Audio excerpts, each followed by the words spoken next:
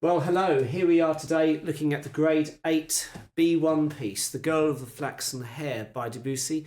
This is a lovely piece of music. It's very well known, and I'm going to play it for you now, and then we will break it down afterwards and talk about the key points that you have to ideally keep in mind when you're approaching this.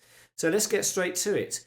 The tempo mark at the beginning, crotchet equals 66, that seems, although we will play this very loosely anyway, it does seem like an unusually fast suggestion, because that, if we hear that, just generally feels very fast for something so expressive. So I'm going to hold back a bit more at the beginning and hopefully create something that sounds really nice and calm. Here we go.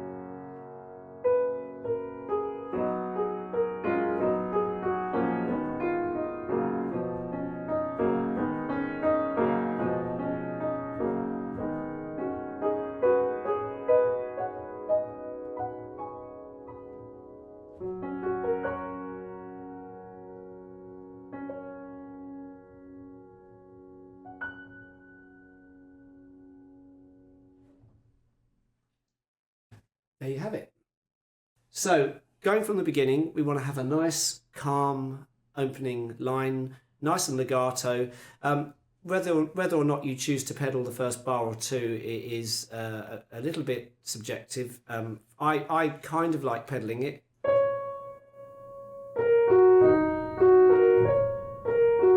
But actually a lot of people would say don't pedal it.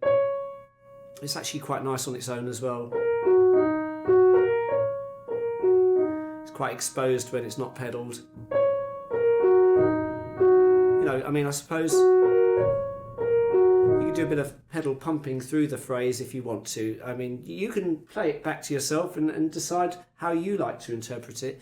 As long as it's calm and it's smooth and it's obviously not loud. It's very soft. It's very gentle. So let's pick up from the beginning.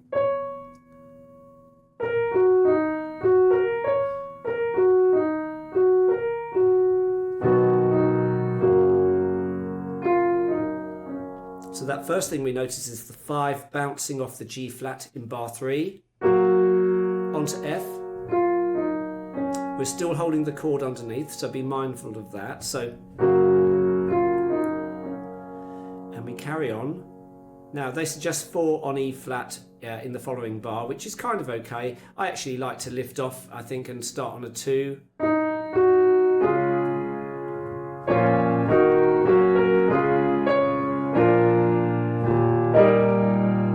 Now at this point, we're hitting that E flat major chord in the left hand, bar 6, beat 3. We can't possibly play that in one go, so we're going to spread it into... That's probably the easiest way to do it. The other option, of course, is you might roll it. But I think doing is quite a good way to interpret it.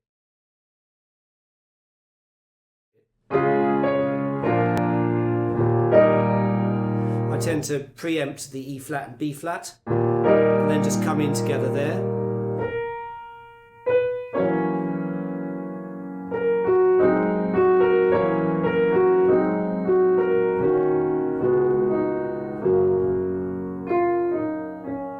Switching finger there on D flat in bar 10, switching like that. This is straightforward as well, but again, flexibility of timing will help create this nice relaxed feel to it. This is a kind of Impressionism era, early 20th century Debussy, so lots of kind of flexibility in the tempo. You know, you don't have to overdo it, you don't have to make it really pretentious, it just needs to have a little bit of style and be sympathetic to the vibe of the piece. So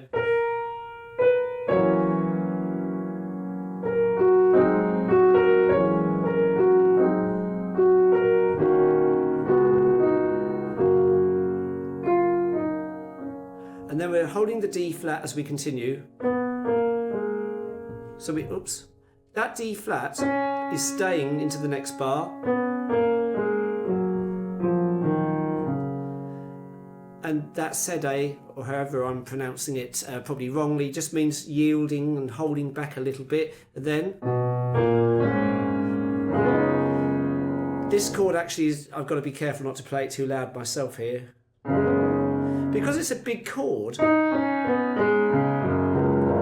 even if you hit it very gently, it still has quite a lot of substance to it. So, you know, you've got to be careful not to hit that too hard.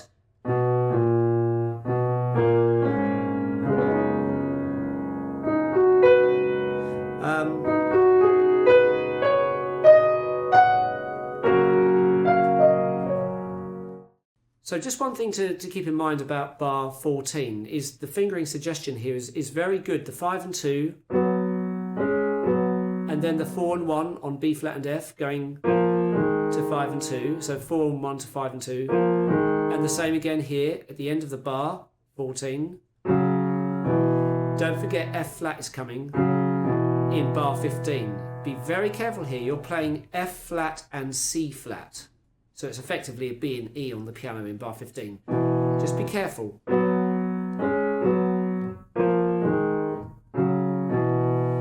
Just so that you know, later in the piece, in bar 33, which we'll talk about in a few minutes, same idea to start with. So make sure the fingering mirrors that. So when you do your first 3 notes, 1 and 4 will play the B flat and F. That's in bar 33 later on, exactly like you're doing at the moment in bar 14. But guess what? You have an F and a C flat in bar 34. But in bar 15, it's that. So just be mindful of that slight difference. Some of you might be thinking, well, that's very obvious, but it's my job to make sure that we don't leave any stone unturned.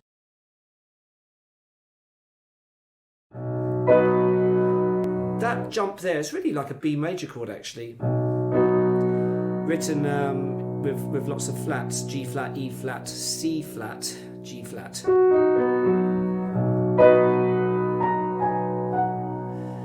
Now we're on to straightforward stuff. Just don't forget C's are flat in this piece, so don't play, you know, it's got to sound wrong.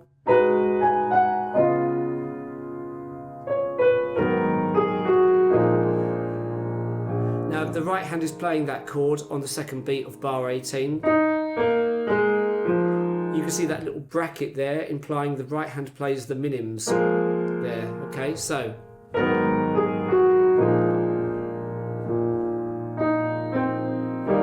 at this point, that E flat in the left hand on bar 19 is going to be held for a second. We're going to end up with this sort of sound because we're pedaling it hopefully here, and it's like layering up the sound.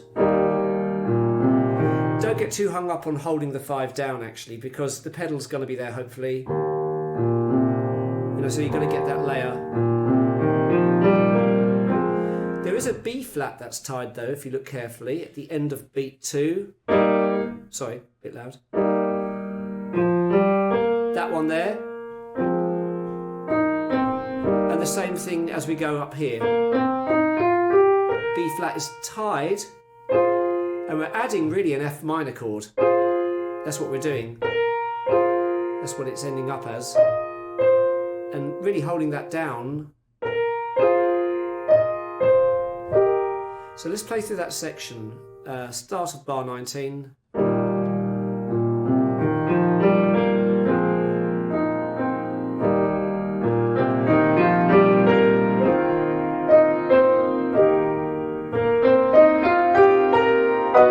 As we get here, MF, we're actually playing, if you know your chord theory, this is really once again a B major chord.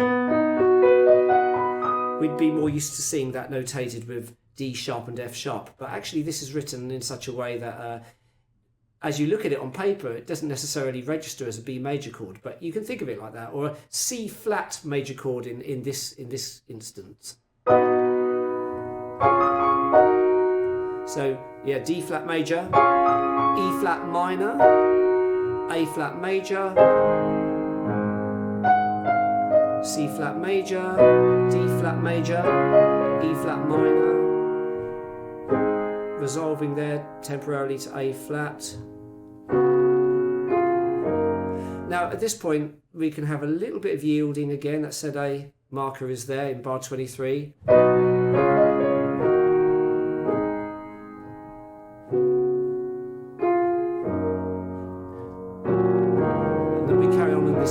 You could actually use the soft pedal actually. I didn't do that. I deliberately tried to force myself just to play it as quietly as I could. But actually the left pedal could be an idea here. So, you know,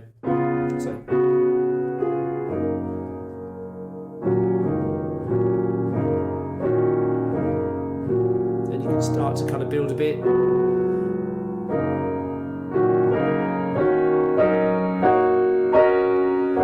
Just gently crescendoing into, you know, bar 26, crescendoing through there, not going crazy on the volume, just a bit bigger. And again, yielding in bar 27, taking your time. Finally, those little 2 lines going at the top of the bar line there, sort of diagonally, just suggesting a little moment of like a sort of gap or a slight wait before going into that bar, the same as what we had at the end of bar 23. So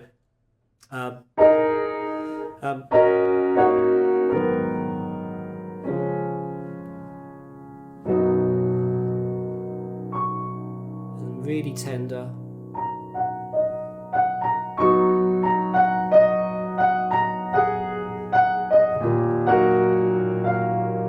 I think we saw that chord earlier, didn't we? I think, or did I imagine it? Maybe. Oh yeah, we did have something similar in bar 6 when we had the E flat major chord. So similar principle here. The left hand can't possibly play all of that in one go. So that's what we do there. So if we just go from that bar 31. Don't panic if you're reading some of these chords and thinking, oh, I can't stretch that. Bar 32, for example, G flat major spread out. You would have to roll it with the pedal. And that would sound quite nice, actually, you know. I would start the roll before coming to the chord. So you'd have this sound. think I did that wrong.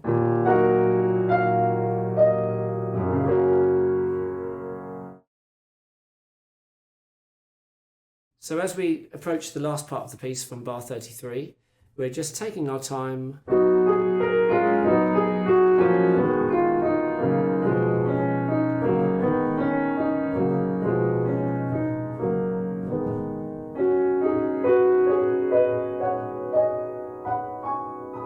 And as we do that ascending idea there, you see the staccato dots written above.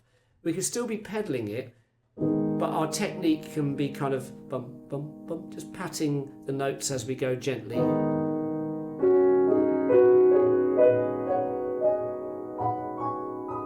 And this lovely relaxed. As you do that left hand roll there, be very careful not to rush it. You don't need to go, you know.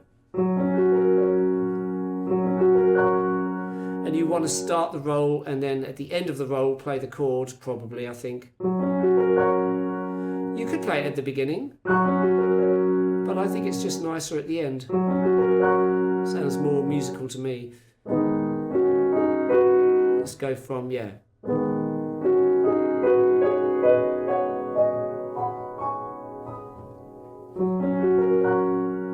And we can take our time and then just come in on that. And then the pedal is doing all the work for you. So if the notation looks a little bit confusing at the end, what you've done in the right hand is you've struck the G flat major chord, pedal is down, and all you're literally doing is making sure your 2 and 3 remain down, and then playing that broken octave again, and that's it. And your 2 and 3 are still down throughout all of that last four, all of those last 4 bars. The left hand has done that rolled chord, and then holding the pedal down all the way through, just break the D flat up, and then it's just ringing out. The sound of all of that is ringing out. You don't need to play anything else again. So then, I hope these points I've made today have been useful to you, and we will catch up hopefully on another video soon. I'm doing some more grade 8s next, so it's going to keep me busy for a while. Take care, see you soon.